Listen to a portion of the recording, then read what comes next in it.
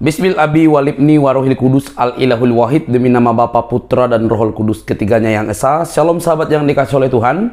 Berjumpa kembali dengan saya di channel ini. Terima kasih buat teman-teman yang selalu setia mendukung perkembangan channel ini dengan cara subscribe, like, comment, dan share. Tuhan memberkati kita.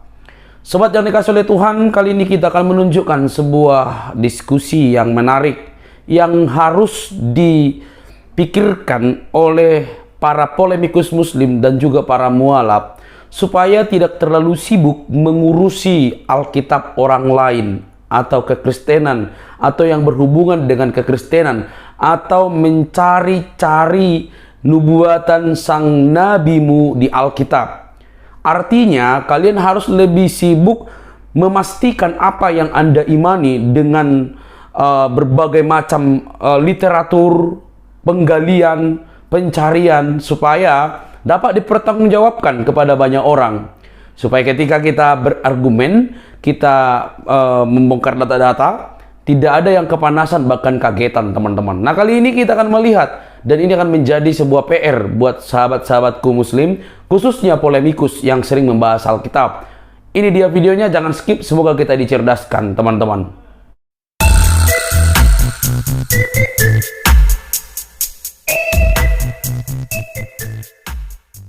Apakah Al-Quran ini memiliki bukti arkeologi pada abad ke-7 atau tidak? Ini penting untuk melihat apakah memang Al-Quran ini sesuatu yang dapat dipercaya atau sesuatu yang harus dipercaya oleh karena tidak ada pilihan lain. Ya, silakan nikmati perbincangan yang ada dalam video ini. Tuhan Yesus memberkati. Salam Pak Hellboy dan Pak Sang Penggugat, apa kabar Pak? Oh, shalom. Ya, silakan Pak. Ada tanggapan?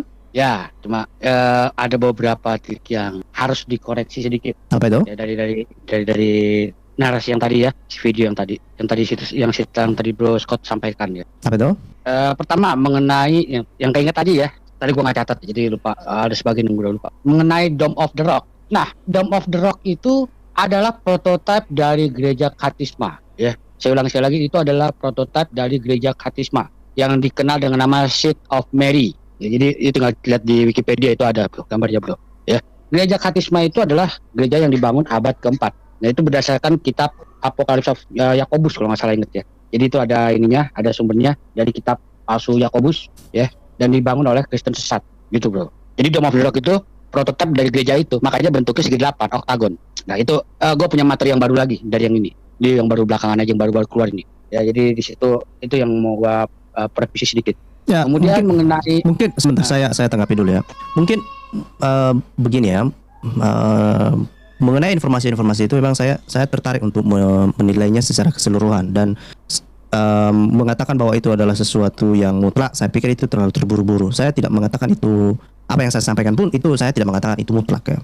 Yang kemudian ketika kita menemukan sumber yang mengatakan bahwa itu adalah prototipe dari gereja tertentu, sekali lagi itu adalah sebuah alternatif ya, sebuah alternatif yang saya pikir menjadi bahan pertimbangan. Nah, saya berharap kita semua menghindari mengatakan sesuatu dengan 100% positif ya, karena ini semua adalah hasil penelitian ya. Ya, silakan Pak. Ya betul. Jadi ya memang kalau hal-hal seperti ini nggak ada yang 100% positif ya kan, pasti ada perkembangan lebih baru kan gitu ya kan. Nah, kemudian Abdul Malik, kalau saya nggak salah ingat di kitab apa gitu ya, dikatakan bahwa bapak dia, siapa sih Malik Al-Hakam kalau nggak salah ingat ya, itu pernah membakar naskahnya si Uthman. Dia membakar naskahnya si Uthman gitu bro. Nah, itu yang harus kita tahu. Itu sejarah mereka. Jadi saya tambahkan lagi sedikit. Itu Malik Al-Hakam itu pernah membakar salinan yang dibuat sama si Uthman. Nah, itu ada di bukunya Akindi. Gue lupa ya Akindi apa itu ya. Agak lupa gue itu ya. Ya, kemudian tadi yang apa lagi ya? Gue agak lupa. Al-Hajjaj. Ya, itu yang dimaksud Al-Hajjaj itu adalah Hajjaj Ibnu Yusuf ya. Ya, gubernurnya tangan kanan si Abdul Malik yang situ ngomongin tadi di buku itu. Itu yang dimaksud adalah Hajjaj Ibnu Yusuf. Itu aja sih bro. Ya. Jadi kalau saya pahami, saya pikir kita pelan-pelan untuk menghilangkan di dalam ingatan bahwa tidak ada Mushaf Utsman ya. Justru kalau kita lihat semua benang merahnya ini, Mushaf ini itu standarisasi dan pengkanonian ini dilakukan oleh Abdul Malik. Itu dalam pandangan saya itu jauh lebih probable ya untuk dinilai ya. Karena jejak sejarah sampai ke Abdul Malik ini dan bagaimana Al-Hajjaj ini melakukan semuanya itu di bawah otoritas Abdul Malik itu jauh lebih dapat ditelusuri dibandingkan dengan apa yang dilakukan oleh Utsman. Karena cerita Utsman justru baru bisa ditemukan di dalam hadis-hadis yang ditulis di abad ke-9, abad ke-10. Nah, sementara Abdul Malik itu bisa ditelusuri lebih awal ya, lebih awal. Jadi argumen untuk menguatkan bahwa kanonisasi pertama kali atau standarisasi pertama kali dilakukan oleh Utsman itu sepertinya semakin pudar ya. Itu dalam pandangan saya sih setelah melihat hasil-hasil penelitian ini. Ya.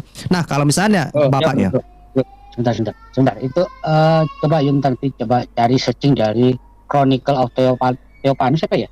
nah, kenapa? Gitu ya. Di situ kan ada surat dari orang Arab kepada Kaisar Leo kan, yang meminta dia masuk ke jadi Islam tuh, Margaritz, nggak salah namanya itu, supaya menjadi anggota, supaya masuk ke dalam agama Margaritz, agama Islam.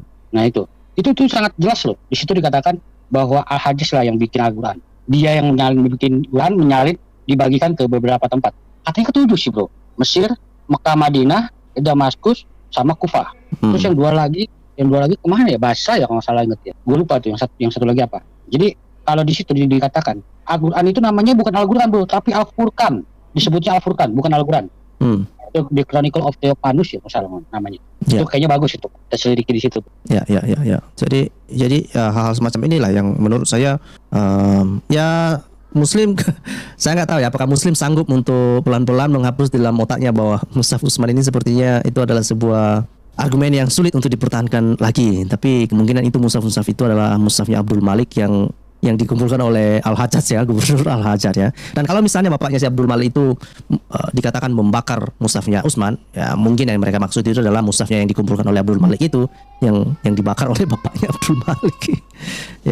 Ya mungkin. Nah, saya berharap itu Pak Wiwin sudah ngasih komen di situ ya. Jadi rekan-rekan Muslim yang memiliki pandangan yang berbeda, kemudian memiliki sumber-sumber ya. Saya berharap Muslim bisa bergabung dengan kita ya. Saya sudah sampaikan tadi itu ya. Ini adalah hasil penelitian, dan hasil penelitian itu kan kita mengambil kesimpulan berdasarkan sumber-sumber dengan probabilitas yang dapat dimungkinkan gitu loh ya. Nah, saya memang lebih yakin dari apa yang disampaikan oleh para peneliti ini dibandingkan dengan narasi-narasi Islam ya, karena sulit untuk menerima narasi-narasi Islam ini baik secara logika maupun dari sisi arkeologis, dari sisi sejarah itu sulit untuk diterima gitu. Ya, jadi kalau ada Muslim silakan bergabung dengan kita ya. Pak Helboy ada mau ditambahkan Pak Helboy? Silakan Pak. Pak Helboy kayaknya sedang sibuk di channel yang lain mungkin ya. Oke, masih ada lagi Pak sang penggugat kalau ada mau ditambahkan? Atau gini deh. Aduh, kaget gua. Oke, silakan Pak Helboy. Emang rasanya orang nih, aduh. Ya lanjut dulu, Bu. Lanjut. Baik. Silakan Pak Sang Penggugat. Mungkin Pak Sang Penggugat boleh bagi-bagi info ke kita kalau misalnya ini untuk waktu ke depan Pak Sang Penggugat ini fokus membahas tentang apa? Sebenarnya kalau materi soal sejarah itu saya sudah selesai, soalnya belum ada up to date yang baru ya. Tapi saya baru keinget lagi satu bro, mengenai soal apa mereka bisa tepat kiblat itu, arah kiblat itu, ya kan? Nah, yang waktu pertama kan yang tadi materi pertamanya itu Bro Scott itu kan mengatakan soal kiblat. Jadi itu udah pernah saya bahas bagaimana cara mereka menentukan arah lintang. Jadi utara, selatan, barat, timur itu mereka bisa ada alatnya itu bro. Nama alatnya itu kamal. Ya, itu mereka punya kamal. Ya, saya susah juga nunjukinnya ya di sini. Saya pakai handphone soalnya. Itu keakuratannya berapa derajat? Nah, kalau untuk keakuratan itu lumayan akurat itu bro. Nggak sampai 1 derajat itu. Oke. Errornya tidak sampai 1 derajat. Tidak sampai 1 derajat ya errornya. Nggak sampai. Makanya kita jangan heran kalau kita bisa menemukan masjid di Cina di abad ke-7, tahun 600-an, zaman hidupnya Nabi. Ya, itu kita bisa temukan masjid di Cina. Ada bingung kan? Bagaimana bisa orang Arab bisa ke Cina? Gimana caranya dia ke Cina? Kalau dia nggak tahu arah lintang mana, mesti berapa derajat ke utara. Pedoman mereka itu bintang utara bro. Pedoman utama mereka itu bintang utara. Alat itu menggunakan yang namanya kamal itu dengan pedoman dasarnya adalah bintang utara. Oke. Ya. Jangan lupa yang di Alkitab kan ada orang Majus, 3 orang Majus tuh yang mengikuti bintang. Nah seperti itu, sama seperti itu caranya. Ahli astronomi lah ya. Iya, jadi mereka tuh ngerti loh. Yeah. Mereka jangan dibilang bodoh, enggak. Mereka pintar justru, mereka sangat tahu. Betul kata Bro Scott, 1 derajat lu salah, udah wassalam, hilang nyawa lu udah, gitu ya. Apalagi ini satu rombongan pedagang. Yeah. Mereka pedagangnya nggak mungkin sendirian bro, benar nggak? Iya. Ya kan? Jarak sejauh itu barang cuma 1 bakul, buat ngapain dibawa? Ya kan? Pasti satu rombongan besar, isinya banyak. Ya, pasti segitu banyaknya. Nggak mungkin bawa cuma 1 tas atau 1 karung dibawa jauh-jauh sekian puluh ribu kilometer. Itu sangat nggak mungkin, gitu ya. Nah, itu mereka punya alat yang namanya kamal. Dan ini ada hubungannya dengan pantun mereka, bro. Nah, kan Jadi sambung menyambung loh. Hmm. Dari kiblat kita tahu mereka bisa tahu arah derajat. Dari arah derajat kita bisa tahu mereka memanfaatkan yang namanya sajak berirama atau pantun begitu. Ya. Jadi itu tuh untuk menentukan jaraknya. Lagu itu pakai untuk menentukan jaraknya, bro. Kamal dipakai menentukan arahnya. Lagu, pantun, sajak itu dipakai untuk menentukan berapa jauh. Iya. Itu. Semakin Itu, menarik ya. Menarik ya. Makin menarik, benar. Itu makin menarik sekali tuh. Betul. Oke. Kita dengarkan dulu dari Pak Yesaya. Salam Pak Yesaya, apa kabar Pak? Selamat hari Minggu. Lalu selamat malam. Malam, Malam Pak. minggu juga ya. Silakan Pak. Tuhan Yesus memberkati. Ya. Iya, saya sedikit juga bro. Setelah saya sedikit juga. Kalau saya memakaikan standar ganda seperti bangkai buat ya. Ternyata di dalam Al-Quran itu ada buat dada ya, Pak. Ya, perempuan untuk membuat dada. Memang jelas sekali itu. Itu jelas sekali. Dan saya nggak ada bagi link juga dengan bro dekat ke pencet itu kan. Itu adalah daripada bentar di Indonesia juga yang dulu sekarang jadi kelihatan ini Singapura Pak. Dan itu adalah salah satu lah daripada para pemuda di Indonesia itu. Dan apa judulnya tadi bro, saya kurang nyimak lah. Apa tadi ya? Judul kita ini apa ya? Bentar. Ini bukti arkeologi Al-Quran di abad ke-7. Ya kalau bukti-buktinya itu kan, kalau saya melihat buktinya pun kurang jelas juga bro. Saya pun pernah juga. Tapi kalau saya agak meragukan juga dengan Al-Quran yang di sini ya. Kalau kita melihat dengan sisi kulun, itu tidak ada menyatakan tentang dia menuntut ilmu sampai ke negara Cina kan gitu. Benar kan? Benar Anda melihat kan hal itu. Nah, dalam sesuatu yang kita kalau saya lihat, tapi ada juga gerakan daripada di sini. Saya tidak mau menyebutkan kan, tapi ada gerakan yang menyelidiki Al-Quran yang ada di tanah Nusantara ini. Mungkin ada campur tangannya berkembangnya ilustrasi budaya Arab itu di negara Cina. Karena awal tahun 400 dengan 500 itu negara Cina itu sudah pesat membangun di dalam destinasi Stang. Itu jelas sekali. Dan saya melihat kalau kita melihat daripada Al-Quran ya sejarahnya di Indonesia itu ada satu Al-Quran yang ditulis ada ujungnya bahasa Cina kuno. Nah, dan di situ kita melihat mungkin ada kan ini perhiasan kami yang di sini melakukan pendidikan itu, dan kita merasakan ada budaya Cina di dalamnya, tetapi dengan gerakannya kita tahu juga sejarah kekristenan di Cina itu sangat beberapa kali ditolak dan juga mengorbankan kematian yang sangat banyak sekali, apalagi di dalam dinasti Ming itu sangat drastis sekali. Nah, nanti saya melihat di sini timbul atas kebencian juga terhadap orang Kristen. Ada juga yang orang menggunakan lambang Kristen di dalam zaman dinasti Ming itu membuat pemberontakan, mungkin mencampur adukan, dan mereka mungkin dari situ akan timbul rasa dendam lah ya, kalau saya melihat ya. Tapi saya melihat ya, kalau boleh ya bro, ada yang dari tadi malam lupa saya dengan Pak Lidara itu yang sangat jelas sekali ya, mereka itu mendapatkan tafsir itu daripada Israeliat itu. Buku itu bagus sekali. Saya ingin mendapatkan link juga. Saya ingin membaca. Maka kalau dari Israeliat itu kita dapat membuktikan bahwa tafsir yang mereka dapatkan, dan kalau tafsir saja berpengaruh daripada hal itu, berarti sangat jelas pengaruh dengan dongeng yang luar biasa. Memang kita tahu dongeng itu memang sudah ada di dalam kitab mereka, tapi kita harus menjelaskan lagi, menambahkan bukti-bukti yang nyata lalu itu. Baik. Ya, kita akan terus membantu Muslim lah ya untuk memahami hal-hal yang baru ya. Saya meminta tanggapan Bapak Ibu, meminta tanggapan Bapak-bapak terhadap komentar Muslim di sini. Ada komentar Muslim, dia mengatakan begini Pak. Ini coba baca di komentar itu, dia bilang ini dari Mardiatul Agnia. Dia bilang begini: kafir akan terus penasaran dengan Al-Quran. Ujungnya fitnah dari sumber-sumber yang emang tidak suka ajaran Al-Quran. Hanya Al-Quran Alkitab satu, tidak kayak Injil banyak versi-versi. Tanggapannya, silakan.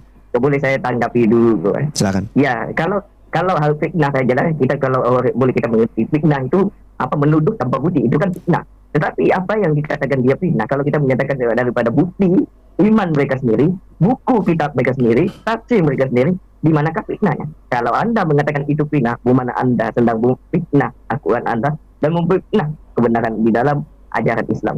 Pikirkan sendiri bro. Nah, tapi kalau mengatakan Injil itu palsu, sampai sekarang pun tidak mentok sekali, sampai hari ini pun tidak mereka dapat menjelaskan bahwa Injil itu sudah dipalsukan. Ya, hanyalah omong kosong dan bullshit, kata Mas Ali. Kalau kata orang bule itu kan begitu. Oke. Kalau pasang penggugat apa tanggapannya? Apakah pasang penggugat tujuannya untuk menelusuri secara Islam ini untuk memfitnah Al-Quran atau gimana ini Pak? Ya gini, tujuan untuk memeriksa keadaan Quran itu ya kenapa? Karena klaim kalian sendiri ya. Allah Subhanahu wa taala mengatakan kamilah yang menurunkan Al-Qur'an dan kamilah yang memeliharanya. Al-Qur'an itu ya nggak ada intervensi manusia. Nah, itu kan dari kalian sendiri, ya. Selama ini kan kalian yang sering melakukan kritik terhadap Alkitab, ya toh. Sekarang gantian. Kalian Al-Qur'an yang dikritik, ya. Benarkah itu Al-Qur'an turun pada zaman Nabi Muhammad? Ya toh. Mana yang benar? Turun langsung kepada Nabi Muhammad apa lewat Lauh Mahfuz dulu? Nggak tahu. Diturunkan satu persatu apa langsung semua? Nggak tahu. Banyak sekali yang kalian tidak tahu. Tujuannya apa? Pertama jelas mencari tahu, ya. Dengan klaim bahwa Al-Qur'an itu cuma ada satu versi, gue jadi penasaran. Jangan-jangan lu nggak pernah kemana-mana, bro. Nemplok di rumah terus itu, gitu ya. Dari tahun berapa? Tahun 2016 itu satu nasi sudah memberikan 26 versi Quran bahasa Arab, ya. Cuma gara-gara satu orang yang namanya Abu Mujahid itu, ya, yang mengesahkan 7 jenis qiraat, 7 jenis bacaan, padahal ada banyak bacaan lainnya di seluruh Jazirah Arab itu. Bersyukur gue nggak pakai komputer hari ini, bro. Kalau gue pakai, gue bukain. Masalahnya itu, ya. Nah, jadi versinya itu banyak sekali. Masing-masing punya harokat yang berbeda-beda. Nah, bingung kan? Kalau lu bilang Al-Qur'an cuma ada satu, nah, gue mau tanya, Al-Qur'an lu sama Al-Qur'an yang di Maroko itu pasti sama apa beda, ya? Bahkan itu diakui sendiri loh sama Arab Saudi loh. Arab Saudi mengakui itu, bro, Scott. Iya, coba dicari yang itu, yang percetakan lagi, King Fahid Printing. Nah, di situ dia kasih lihat. Itu dia sudah menerbitkan versi PDF-nya, Quran versi Hafs, versi Warsh. Dia udah terbitkan itu. Dan dua-duanya itu beda. Orang Kemenak juga sudah memberikan klarifikasi mengenai itu, dan sepertinya orang Kemenak sudah berusaha untuk memberitahu kepada Muslim bahwa memang Al-Quran yang dimiliki orang-orang di Maroko itu memang agak berbeda dengan Al-Quran yang versi mereka punya, ya. Dan saya kurang tahu apakah informasi yang disampaikan oleh Kemenak itu sudah diterima baik oleh Muslim di Indonesia atau tidak. Tapi saya pernah menonton videonya itu orang Kemenak sendiri yang memberikan klarifikasi. Betul. Itu pun setelah diprotes, itu pun setelah diangkat isunya itu oleh Pak Gracia Pelo, dan sejak saat itulah Pak Gracia Pelo dicari-cari. Setuju. Itu dia. Karena itu, ya. Jadi dikatakan Quran cuma satu versi, ya. Mungkin Anda adalah katak dalam tempurung. Jadi cuma di luar tempurung itu Anda nggak tahu apa-apa gitu ya. Kayak gitu aja. Baik. Jadi kamu coba aja buka linknya itu deh. King Fahid punya itu. Ya. Penting. Dia bisa juga boleh download kok, gratis itu, bro. Oke. Bisa download gratis. Oke. Ya. Versi Quran Hafs dan Warsh. Siap. Thank you. Pak Elboy, ada mau ditambahkan? Pak Elboy kayaknya. Kalau saya sih memang berpendapat sama, Pak. Kafir didengerin. Gitu ya, Pak? Iyalah. Apa untungnya dengerin kafir? Nggak ada untungnya. Lu kalau nggak ada kafir, lu nggak ada temen di neraka, bego. Itu apa, Pak Penggugat, kita bicara sebagai manusia ke manusia ya. Lu jangan ngikutin Dewi Bulan dah, gue bilangin. Jangan ngikut. Gua bukan tidak berteman dengan Dewi Bulan, tapi gue berteman dengan lu. Dewi Bulan masuk neraka cepat diangkat lagi, lu direndam sono terus lo. Oke. Kan gua ketemu lu, bro. Kita ketemu di situ. Kita fokus. Gua kan kerja di sono. Kita fokus. Kita kembali. Balik topik, boy. Ya. Nih, Pak. Itu kalau memang Al-Quran itu dijaga, saya anehnya kenapa 2 ayat yang hilang itu kenapa nggak dimasukin lagi, Pak, ya? Banyak yang kecewa loh, Pak. Iya, saya kecewa. Kan hilang, bro. Kalau nggak hilang gimana sih? Ya kan kalau dijaga nggak hilang dong. Udah hilang, namanya udah hilang. Lu gimana masukin lagi sih? Nih orang kadang-kadang. Kalau hilang kok bisa ada yang bilang 2 ayat? 2 surah, 2 ayat. Ya kok bisa 2 surah. Ya kok bisa ada yang bilang 2 surah hilang? Jadi itu kan ada ceritanya, mereka kan melakukan penyelidikan tuh. Jadi berdasarkan dalil. Gua nggak tarik. Ya gua ambil singkat, tenang. Jadi ceritanya itu kan berdasarkan apa yang tertulis dalam sejarahnya Syiah dan sejarah Sunni. Ya, mereka membandingkan itu, akhirnya kesimpulannya bahwa ada 2 surah yang hilang. Gitu. Itu Pak Munir pun sudah mengakui kok itu. Ya, Munir PhD itu mengakui. Kenapa nggak dimasukin lagi? Orang hilang, gimana nggak ketemu lu gimana masukin? Nah, udah aja lu. Nah, Pak ya. Berarti sudah lengkap ya Pak Gugat. Gua baca di satu buku ya. Kan memang Muslim itu kalau klaim udah paling jago, udah paling bombastis ya. Tapi nggak ada. Nah, dibandingkan dengan Alkitab, perjanjian baru saja ya. Kalau memang tidak ada lagi nih ya. Itu dari catatan bapak-bapak gereja itu ada 30 ribuan nih catatannya. Dari situ bisa direkonstruksi bagaimana Alkitab yang baru itu bentuknya bagaimana. Isinya bisa direkonstruksi. Walaupun mungkin juga tidak 100% sama ya, tapi bisa direkonstruksi oleh manusia. Dan kita sebagai orang Kristen juga ini semua sudah pernah dilakukan oleh manusia ya, membuat perjanjian baru. Nah, kalau Islam enggak dia cuma klaim doang ya. Sekarang 2 surah hilang aja, dia bingung mau isi gimana. Kan gampang aja, masukin aja. Kalau gue jadi sultan itu aja. Setiap laki-laki mau ketemu perempuan lain, isap dulu 5 kali kenyot, beres, sudah selesai. Bro, gini. nggak bisa seenaknya mereka masukin. Kalau mereka masukin 2 surah Quran baru, ya otomatis mereka melawan Quran mereka yang lama. Ya kan nggak ada yang bisa nambahin perkataan Allah, nggak boleh ditambahin. Kalau Bener Allah nggak? pelihara tapi kalau hilang bagaimana? Juga sama kan? Lah itu dia. Nah. Mereka ini posisinya sekarang dalam keadaan makan buah si malakama. Ya, dimasukin yang 2 yang baru mungkin salah, nggak dimasukin juga salah. Ini enggak dimasukin untung kita. Gua nyot tadinya. Itu belum tentu surah yang itu. Lu ngaco aja lu. Itu Bro Scott aja nungguin itu. Oke. Ini ada disampaikan oleh Pak Wiwin. Dia bilang, mana tadi? Mana komentar Pak Wiwin yang terakhir nih? Untuk membicarakan tentang, kalau ada waktu katanya kita bicarakan tentang Al-Fatihah yang menurut Syekh Hasim. Syekh Hasim ini yang mengunjungi Indonesia ya, yang dijamu oleh Gerham Mualaf ya, versus ulama Indonesia yang sepertinya lebih tahu dari ulama Arab Saudi. Tanpa Ragi kayaknya sudah membahas itu ya. Kalau sudah dibahas Tanpa Ragi, saya pikir ya mungkin lah bisa kita angkat juga sih. Tapi kita coba akan cocokkan waktu lah kalau begitu ya. Pak Sang Penggugat tertarik nggak membahas itu?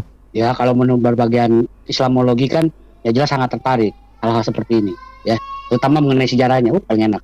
Paling enak kemplang sejarah itu paling enak. Oke, kalau sudah tidak ada lagi kita akhiri ya. Saya pikir pesan kita sudah sampai. Kalau ada masih disampaikan sebelum kita tutup? Ya, kalau saya bilang gini, ya sebaiknya anda yang masih muslim ini ya cari sendirilah, ya kan. Jangan terlalu percaya sama kami, apalagi cuma berdasarkan keimanan. Oh, Sabina Watona itu kan gak ada gunanya, bro. Hidup cuma sekali. Periksalah yang benar. Ya, benar nggak sih itu Al-Quran ada di abad 7? Benar nggak sih Muhammad itu pernah ada abad ke-7? Dari mana asal cerita sebenarnya? Bagaimana dia bisa ada di abad 7? Dari mana yang nulis itu tahu bapaknya namanya Abdullah, ibunya namanya Siti Aminah? Itu harus tahu kita harus pelajari itu total, ya. Lalu kenapa sejarahnya itu justru ditulis bukan di abad ke-7? Ya kan? Penulisnya kan Ibnu Ishaq di zaman Khalifah Al-Mansur. Itu yang harus kalian pelajari, ya kan? Supaya kalian yakin dengan keimanan kalian. Jangan cuma keimanan sekedar percaya dan percaya, gitu, ya. Mulai ya belajar jadi orang cerdas, gitu. Ya itu saja. Baik. Thank you, Bro Scott. Thank you Pak Sang Penggugat. Silakan Pak Yesaya. Boleh sedikit, Bro Scott? Ya, kalau bagi saya iman itu perlu dibuktikan dengan data dan fakta. Sejarah apalagi.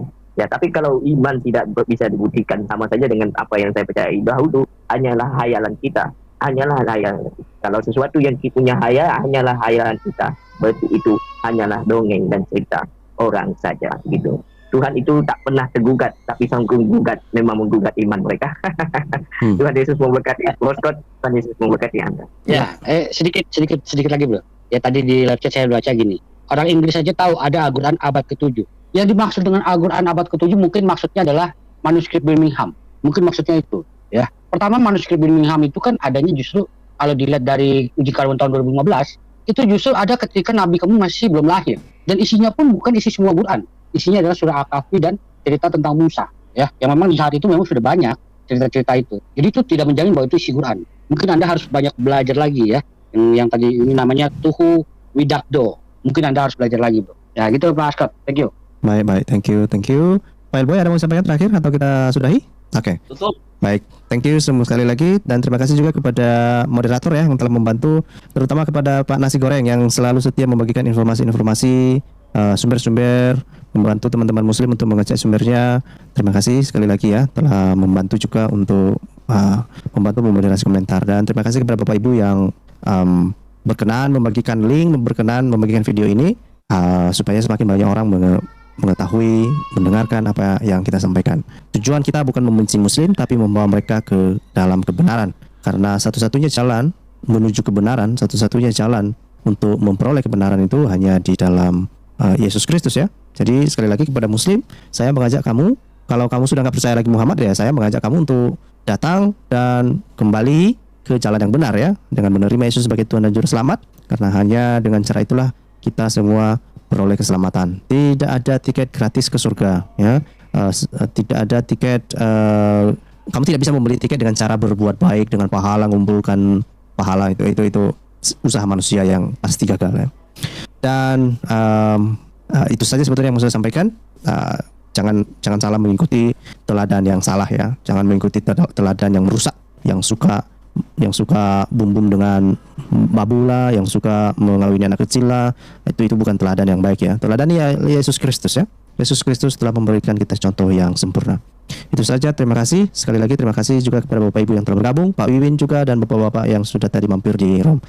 Selamat. Baik teman-teman yang dikasih oleh Tuhan, kita sudah menyimak dengan baik apa yang didiskusikan di dalam room tersebut. Tentu tidak ada hubungannya atau sangkut pautnya untuk melukai orang lain.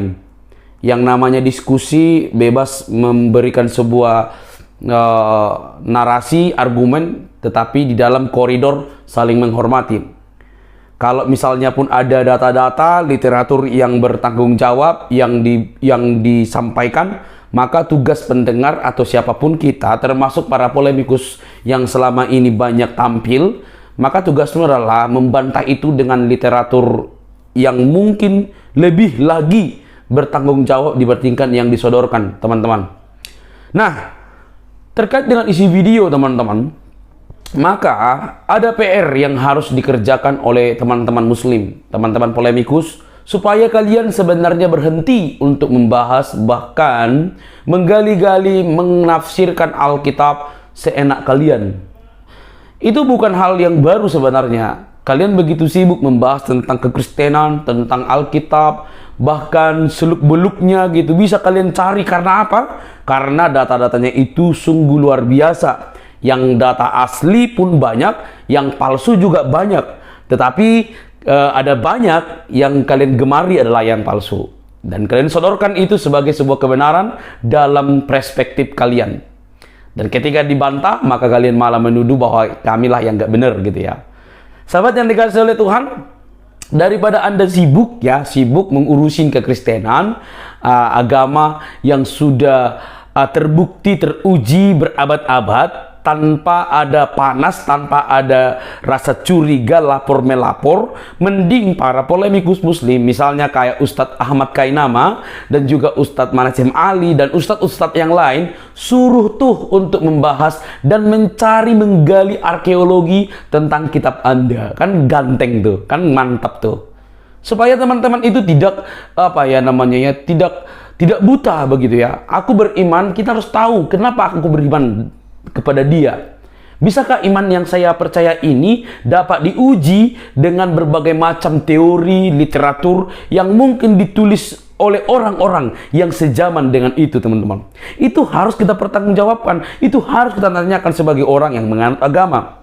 Nah, itulah yang terjadi kepada kekristenan. Karena sejak adanya kekristenan yang awalnya dulu disebut murid-murid pengikut Yesus, baru disematkan nama Kristen, artinya sudah teruji berabad-abad. Bahkan banyak penyesat dari zaman dahulu, orang Kristen tidak pernah panas, tidak pernah nuduh, bahkan lapor-melapor begitu ya. Selalu mempertanggungjawabkan dengan elegan, karena kebenaran itu ketika disampaikan pun dia akan terus bersinar, sekalipun banyak suara-suara penyesat samping kiri kanan yang mencoba memberikan narasi miring bahkan mirip, tetapi itu bisa dibantah. Karena kalau kita sudah pegang yang asli, maka yang KW itu akan bisa kita singkirkan, teman-teman.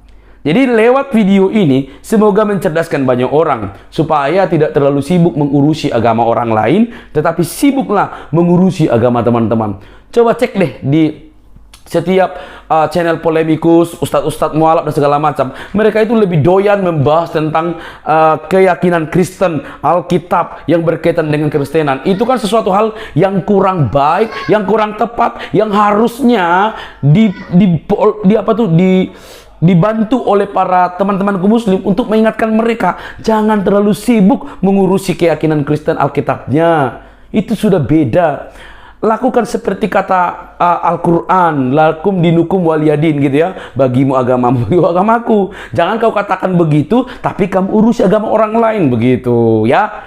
Cerdaslah gitu, cerdas. Tetapi kalau kalian memang mau mengurusi terus-menerus agama orang lain, maka kalian juga harus membuka mata, pikiran, watak, supaya juga bersedia dikoreksi tanpa baperan, tanpa panas, tanpa lapor-melapor. Itu namanya baru dewasa, begitu ya. Jadi mari kita cerdas, teman-teman. Karena kami percaya ketika Alkitab dipertanyakan dari sananya hingga nanti, tetap itu akan terjaga. Itu sudah teruji, itu sudah terbukti. tak pernah kepanasan, malah muncul kebenaran itu ke permukaan, dan itu mengharumkan teman-teman. Semoga kasih Kristus menyadarkan Anda yang sering membaca Alkitab, yang sering membahas Alkitab. Roh Kudus bekerja menerangi pikiran Anda sehingga melihat kebenaran dalam Kristus Yesus. Sampai di sini video saya teman-teman. Jangan lupa untuk mendukung saya dengan cara subscribe, like, comment, dan share. Sampai ketemu di video selanjutnya. Bye-bye.